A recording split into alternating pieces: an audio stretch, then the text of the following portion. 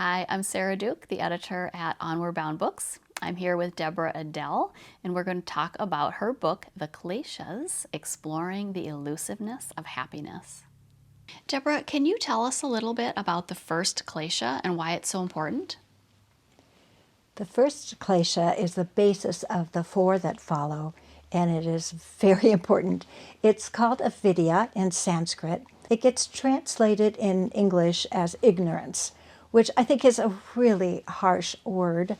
The sense that the basic flaw in all of our thinking is ignorance, because none of us like to be told that. I sure don't. And things feel real to me. I don't feel like an ignorant person. So another way it gets translated is as a fundamental misunderstanding. It's a little calmer, I think, to our ears, but it has that same purpose that we just don't see reality the way it is. We have a very, very limited view of it and a very limited view of who we are. Where does this come from? When we think about it, we're really born into the world that we believe in. If we look at how different cultures are from one another, it's interesting, I think, to kind of reflect on who I would be if I grew up in a culture totally different than mine. Those would be my beliefs, not these, not the ones that I have growing up in this culture.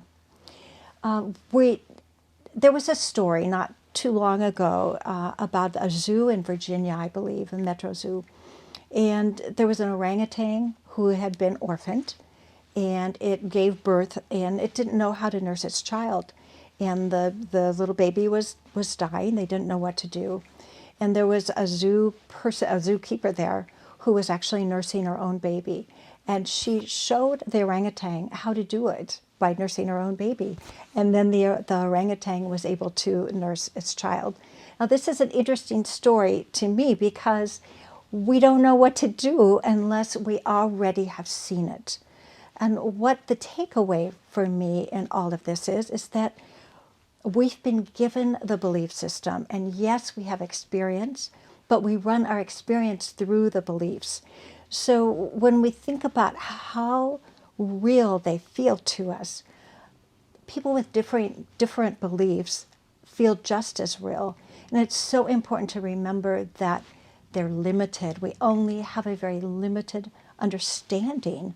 And so we can be open when we know that instead of killing other people because they don't believe like we do. So it's a very fundamental misunderstanding that can either lead to some openness, some freedom, some learning, or it can close us down and lead to a lot of judgment and hatred. Thank you, Deborah. I feel a little bit shocked and a little bit, of course, it's like that. We are a product of our upbringing, our community, our broader culture, like even the media, of course, we're all influenced by the media. And I really love at the end of the chapter how you give us questions to start reflecting on things that influenced us.